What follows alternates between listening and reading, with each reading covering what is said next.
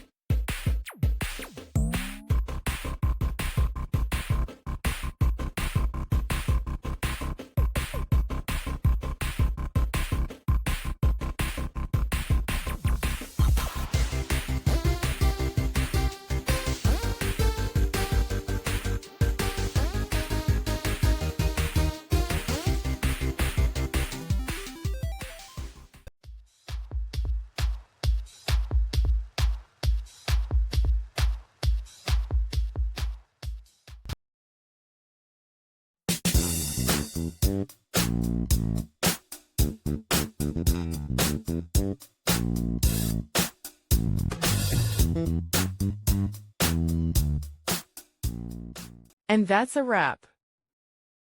I hope you found the answer you were looking for. If you did, take a second to hit that subscribe button. It really helps out. And let me know in the comments which solution worked best for you. See you next time in the debug zone.